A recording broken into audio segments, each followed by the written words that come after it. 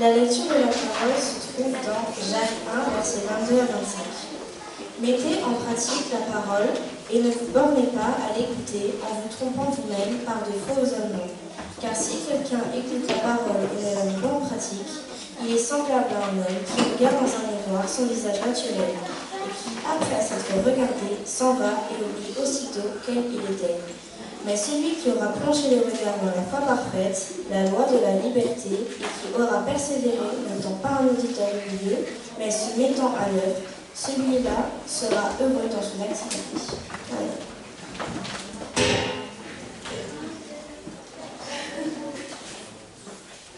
Bonjour à tous.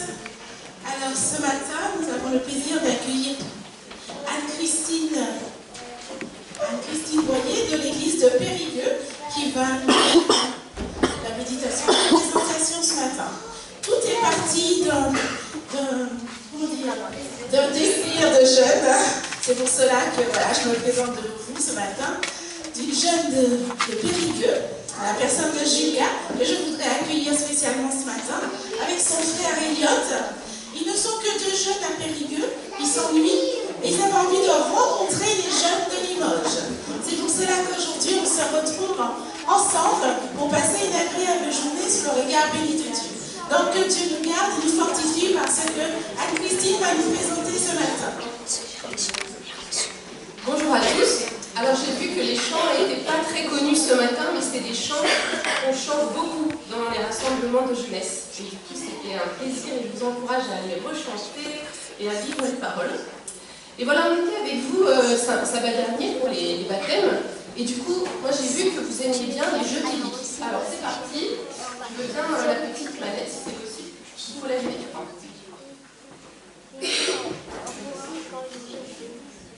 Donc c'est parti, question, qui connaît le nom des trois rois mages?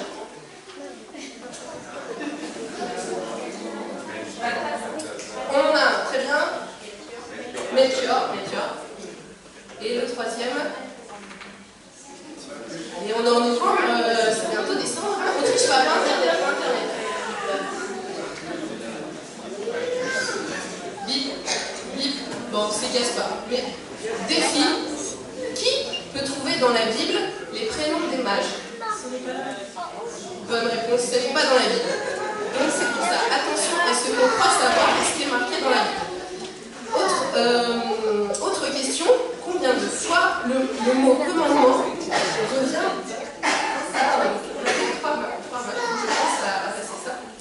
Donc autre question, combien de fois le mot commandement revient dans le chapitre 20 de l'Exode?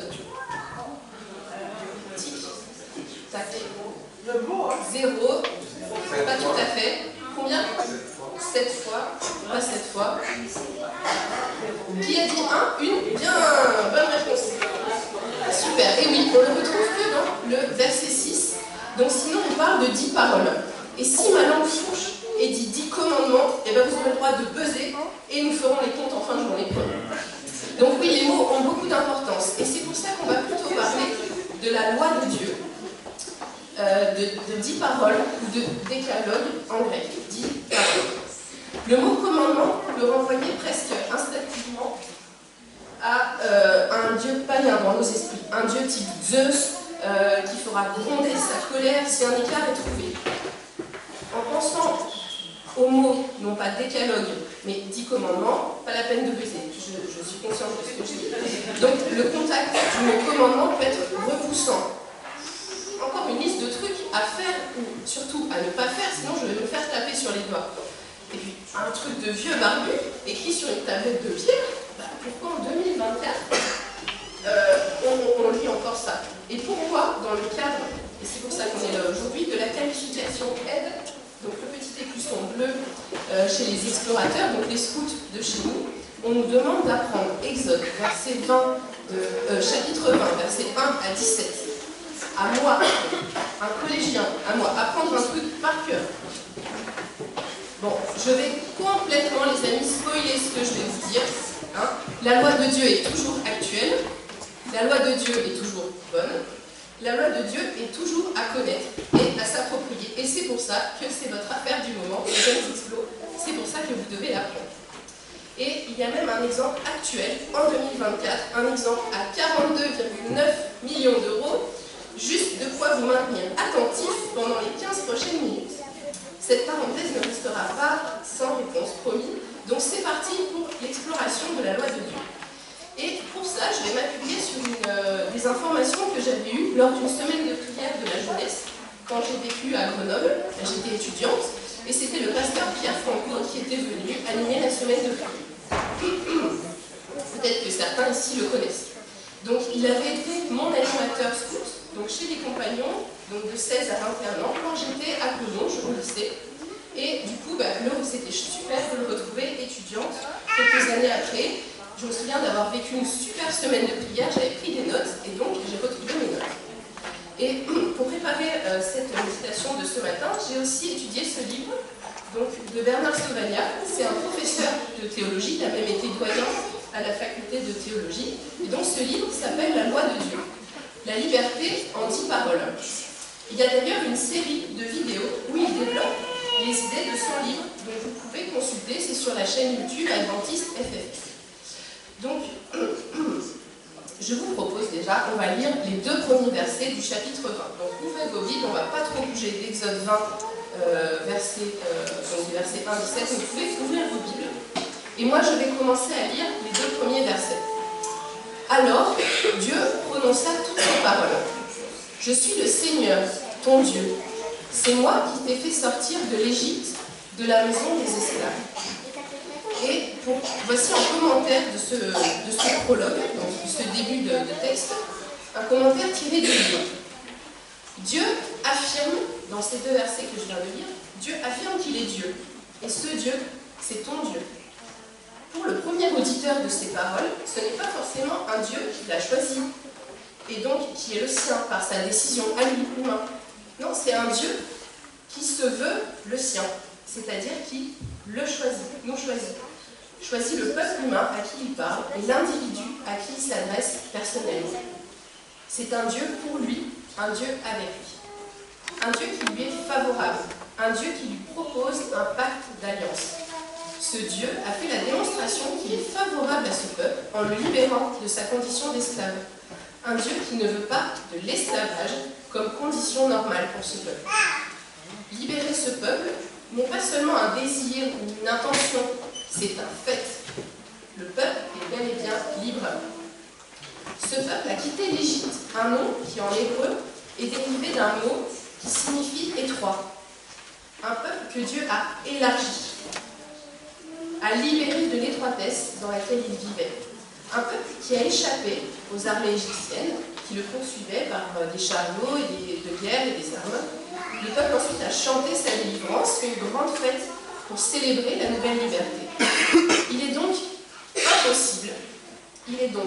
impossible d'imaginer qu'un tel Dieu puisse vouloir maintenant réduire ce peuple à une religion de soumission, à un état de prosternation rampante, à une humiliation dans la poussière de l'obscurantisme, ou encore à une possession spirituelle qui bannit toute initiative propre. Bref, l'étroitesse, c'est fini. Maintenant, l'ouverture et la largeur d'esprit sont offertes à ce peuple. Donc on peut vraiment dire que c'est d'abord Dieu qui nous libère, et ensuite, pour rester dans cette liberté, il nous propose ce cadre.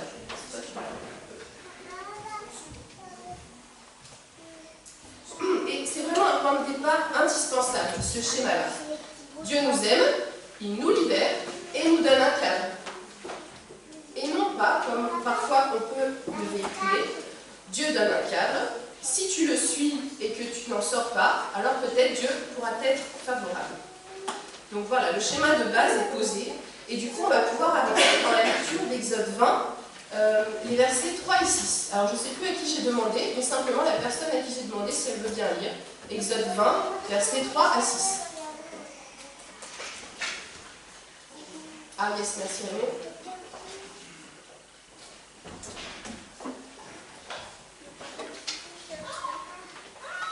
Tu n'auras pas d'autre Dieu devant ta face. Tu ne te feras point d'image taillée, ni de représentation quelconque des choses qui sont en haut dans les cieux, qui sont bas sur la terre, et qui sont dans les eaux plus bas que la terre. Tu ne te prosterneras pas devant elles, et tu ne le serviras pas.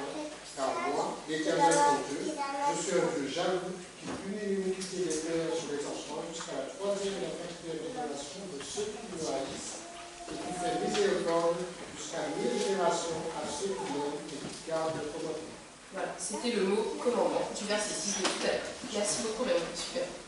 Donc, je cite le livre.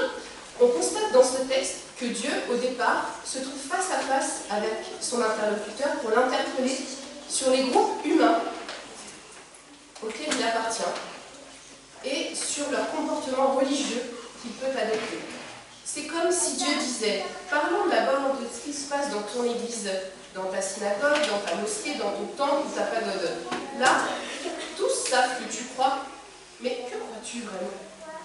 Quel Dieu adores-tu? Qu'a-t-il fait pour toi?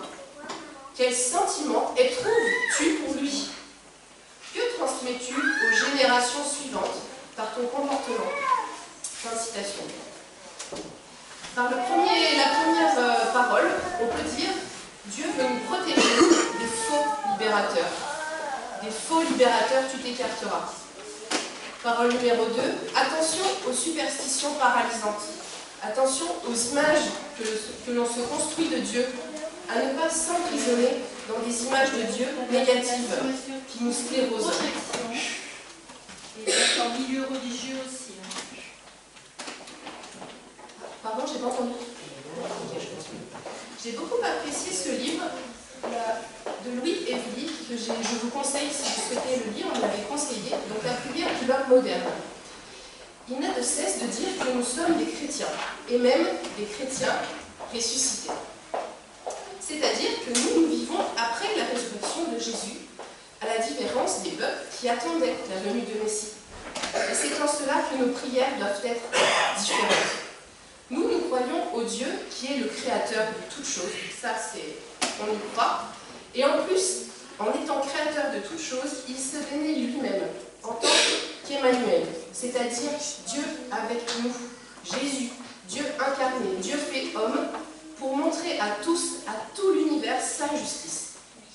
Donc attention aux images païennes qu'on pourrait donner de Dieu à travers notre façon de parler, c'est-à-dire que nous n'avons pas à amadouer Dieu, à le faire prier, à le supplier dans nos prières, comme les croyants au Dieu Baal, les dieux Baal, les dieux de pierre, les dieux de bois, ben, ils devaient le faire pour qu'il pleuve, pour les récoltes soient bonnes, pour avoir un boulot.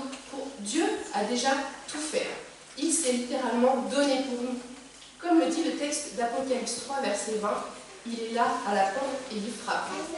Il attend qu'on lui ouvre la porte et qu'on saisisse sa main. C'est d'ailleurs un point de vue que nous avions exposé avec Pascal, mon mari, dans la revue adventiste du mois de septembre 2019. Bon, 2019, ça fait un peu mal de dire, mais c'est 2019, c'est Dieu. Donc si vous voulez avoir plus d'informations là-dessus, c'est dedans. Allez, je reprends le texte en citant les pages 72. Ce qui frappe aussi dans cette explication que Raymond nous a lue, c'est le contraste énorme entre la punition divine et celle de sa grâce. Il est exprimé en nombre de générations. Il concerne donc les conséquences des fautes commises et des motifs qui les ont provoquées. Le rapport est de 3 ou 4 pour 1000. C'est totalement disproportionné. La punition est limitée, tandis que la grâce est infinie. La punition est éphémère, la grâce est durable, permanente. Sa colère dure un instant, mais sa faveur dure toute la vie, dit le psaume 30, verset 6. Donc on s'amuse à faire un petit calcul très rapide. Dans la Bible, une génération, c'est à peu près 40 ans. Donc on va dire 3 ou 4 générations, c'est entre 120 et 160 ans. C'est clair que c'est beaucoup. Vous me direz que c'est beaucoup, puisque cela dépasse la longévité humaine maximum aujourd'hui. Mais pensez alors que la grâce s'étend sur 1000 fois 40, sur 40 000 ans. C'est ce qui dépasse, selon les termes bibliques, la durée de l'histoire humaine. Donc on continue dans la lecture de notre Exode chapitre 20. Alors je crois que je t'avais demandé, voilà, versets 7 à 12, s'il te plaît. Tu ne prendras pas le nom de l'Éternel ton Dieu en vain, car l'Éternel ne tiendra pas sans celui qui prendra son nom en vain. Souviens-toi du jour du sabbat pour le sanctifier. Tu travailleras 6 jours et tu feras tout ton ouvrage. Mais le 7e jour est le sabbat de l'Éternel, ton Dieu. Tu ne feras aucun ouvrage, ni toi, ni ton fils, ni ta fille, ni ton serviteur, ni ta servante, ni ton bétail, ni l'étranger qui réside chez toi. Car en 6 jours l'Éternel a fait le ciel, la terre, la mer et tout ce qui s'y trouve. Et il s'est reposé le 7e jour. C'est pourquoi l'Éternel a béni le jour du sabbat et l'a sanctifié. Honore ton père et ta mère, afin que tes jours se prolongent sur la terre que l'Éternel ton Dieu te donne. Merci. Je cite ensuite, Dieu s'écarte d'abord pour un peu du cadre, pour interpeller son interlocuteur sur ce qu'il vit dans son cadre familial, habituel. Parlons de ce qui se passe chez toi, dans ta maison, sur ton lieu de travail, là où on sait que tu crois et où on te voit vivre au quotidien, sans masque, tel que tu es vraiment. La troisième parole qui concerne le nom de Dieu en vain. On a beaucoup mis l'emphase sur le nom de Dieu, pas de juron, ne pas jurer, on est ok, mais on pourrait aller un petit peu plus loin et proposer aussi de dire ne prends pas le nom de chrétien en vain, ne prends pas le nom d'adventiste en vain. Que ton témoignage ne soit pas vain, que ce que tu sois le soit pour la gloire de Dieu. La quatrième parole du décalogue, comme on le voit sur le schéma, donc il est dans l'axe central du texte. Et dans le livre, c'est bien développé, on voit avec une structure du texte, vraiment, cette quatrième parole, elle est vraiment hyper importante.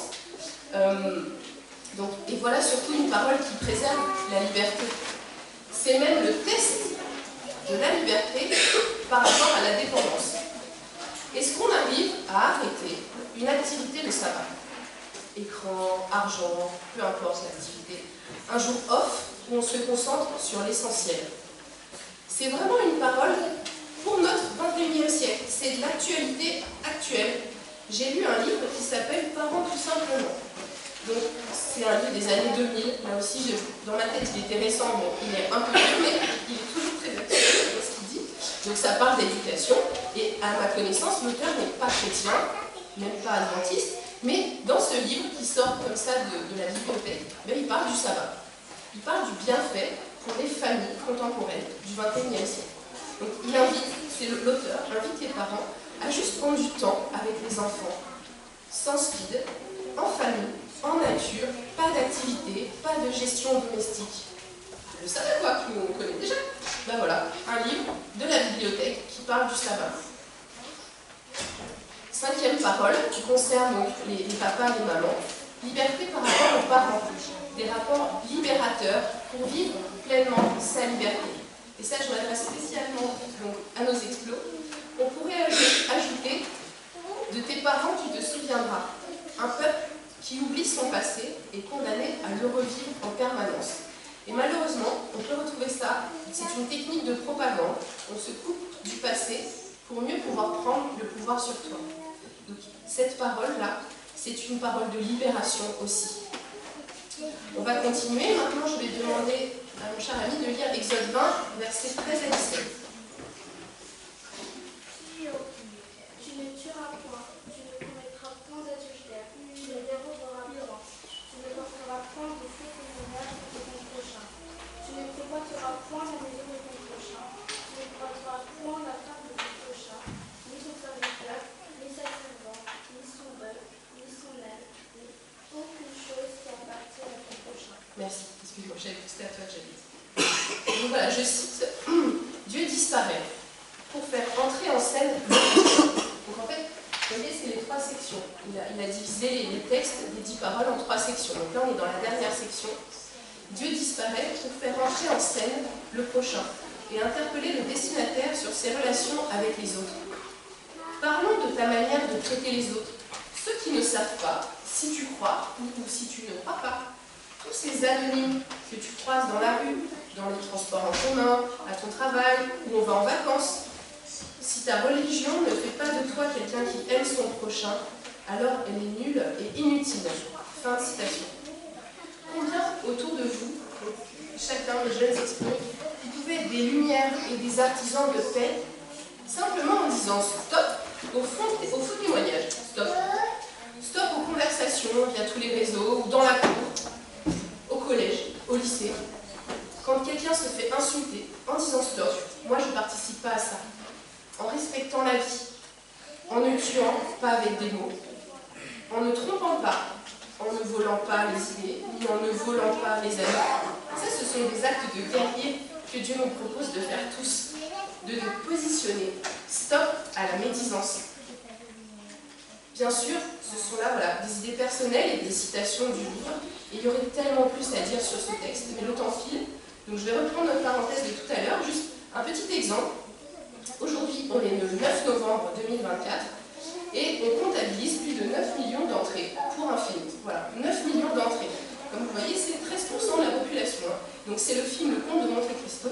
Et je dis la dernière version du film, parce qu'en fait, il y a une trentaine d'adaptations de ces délais de films. Et le livre, a priori, fait 1900 pages. C'est une histoire colossale. Et elle a un franc succès. Elle parle à beaucoup de monde autour de nous. Une histoire d'injustice où le héros a la possibilité de se faire justice lui-même, de se venger, grâce au plus gros trésor du monde. Donc une histoire très clairement basée sur la convoitise, la jalousie, le faux témoignage, la mort, une histoire de vie gâchée. Et il y a tellement eu de spectateurs. 9 millions d'entrées, c'est énorme. Beaucoup de gens parlent de cette situation. Et du coup, ça veut dire qu'il y a forcément quelqu'un autour de vous, autour de nous, un copain, une copine au collège, au lycée, à la fac. Je ne sais pas s'il y a des étudiants à la fac ici, ou s'ils sont tous partis, vas-y, ils sont tous partis l'un des rôles. Voilà, un collègue de boulot, quelqu'un qui a vu ce film et qui a été touché par cette histoire. Donc, l'enjeu du film, en fait, c'est quand le personnage principal, il choisit de faire sans Dieu. On peut penser qu'il est chrétien parce qu'il y a une cérémonie religieuse où il se marie. Donc on peut penser qu'il est chrétien, donc il connaît ce texte du décalogue, et puis il décide de faire sans Dieu. Et là c'est la catastrophe. Surtout les deux dernières paroles. Tu ne convoiteras pas et tu ne porteras pas de faux témoignages. Alors les amis, comment maintenant ne pas entrer dans cette erreur? Donc l'exemple de ce film, dans cette erreur de négliger ces 10 paroles. Parce que chacun de nous ici peut vivre l'injustice, peut-être vivre en ce moment la calomnie, peut-être vivre le harcèlement, peut-être vivre le racisme, peut-être vivre l'agression. Il y a tellement d'agressions dans ce monde du XXIe siècle. Le désir peut être là de se faire justice soi-même, de prendre les devants, comme on dit. Mais ça, on ne s'y est pas attardé, mais associé à ces 10 paroles, il y a des promesses. Et Dieu veut nous libérer de la convoitise. Dieu veut que nous soyons heureux avec ce que nous avons, avec ce que nous sommes. Il veut être notre bonheur. Et ce texte est accompagné de promesses. Donc, on va en citer une, par exemple, Deutéronome 10, versets 12 à 14. Et maintenant, Israël, qu'est-ce que le Seigneur votre Dieu attend de vous?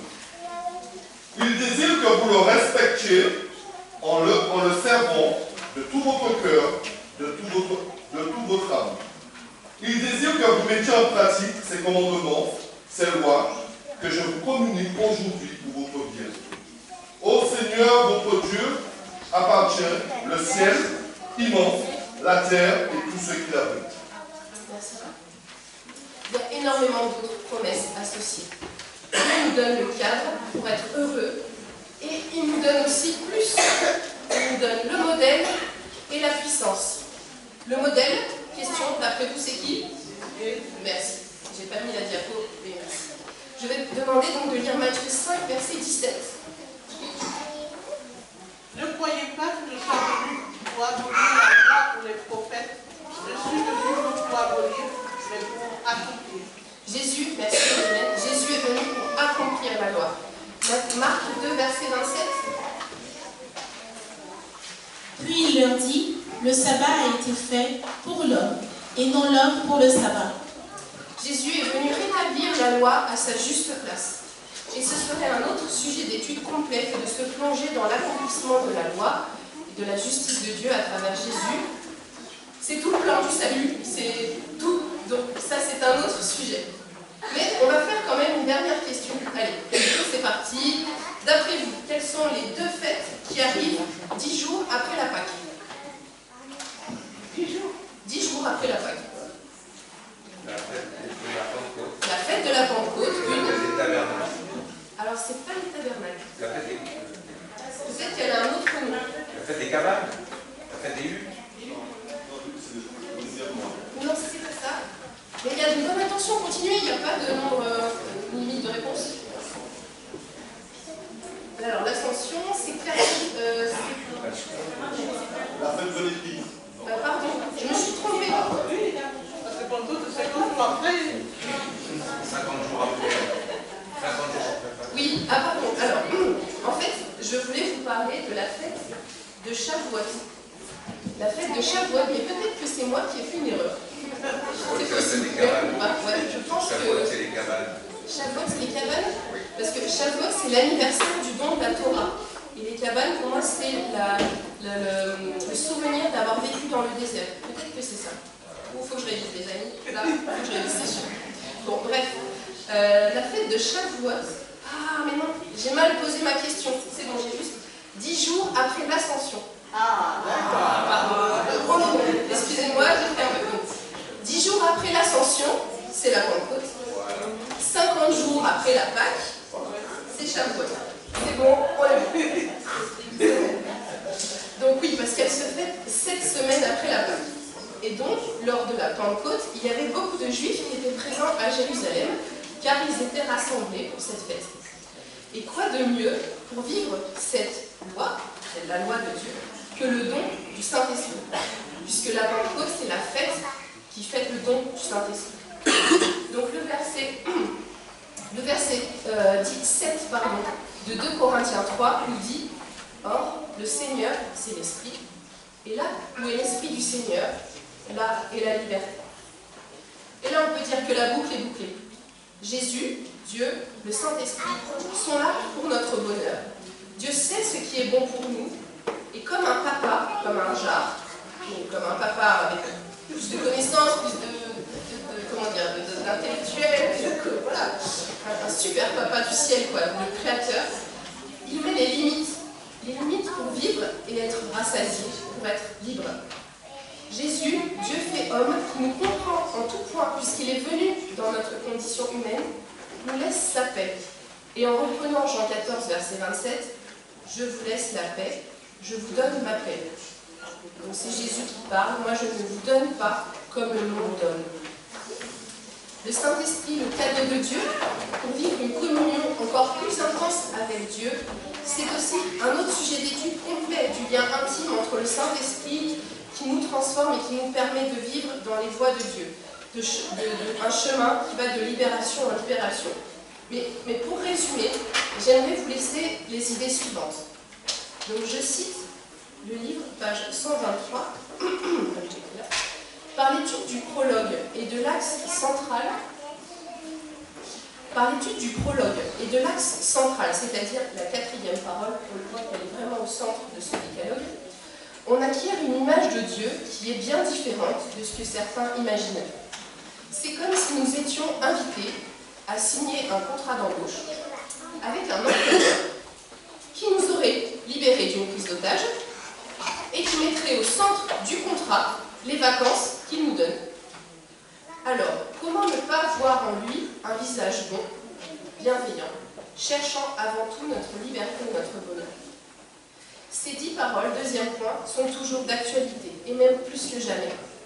Je suis persuadée que tous les adultes ici présents sont d'accord avec moi et vous encouragent, les jeunes gigas, à vous approprier ces 10 paroles dans votre vie quotidienne, à les avoir gravées dans votre mémoire et surtout à les vivre.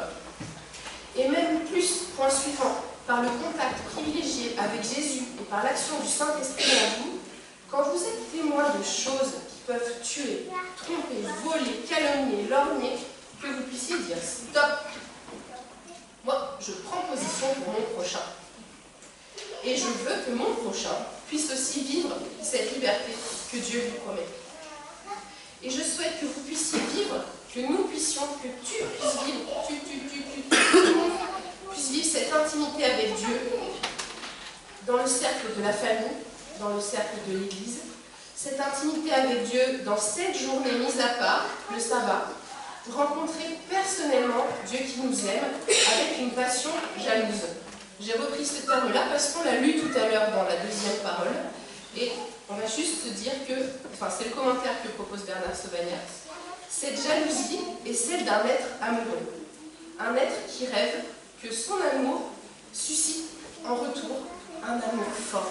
Et c'est ça que rêve Dieu. Il rêve que chacun, en retour, puisse avoir un amour fort envers lui et qu'on vive des journées de baptême comme sabbat dernier pour tous nos jeunes JA. Que Dieu vous conduise, nous conduise tous dans ses voies. Amen. Amen.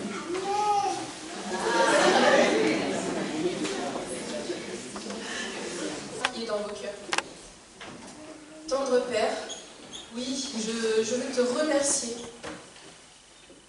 parce que tu es un Dieu bon, tu es le Dieu qui nous a créés, qui nous a libérés, qui nous a rachetés et qui veut encore nous libérer de tout ce qui nous accable, Seigneur. Pardon, Seigneur, parce que souvent on a l'idée que tu es bien loin de nous,